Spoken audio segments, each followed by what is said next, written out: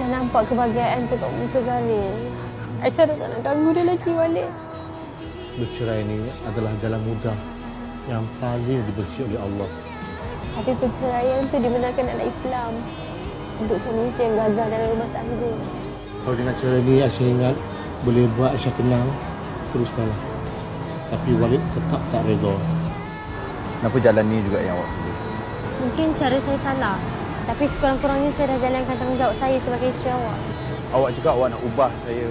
Saya perlukan awak untuk bimbing saya. Awak nak masuk juga, awak tak nak ajak saya sekali ke?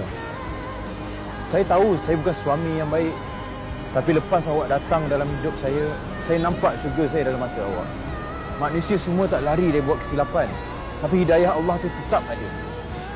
Saya minta maaf. Saya tak boleh datang ke mahkamah. Apa yang berlaku seterusnya terpulang kepada anda. Elevate. Layari pautan di profil.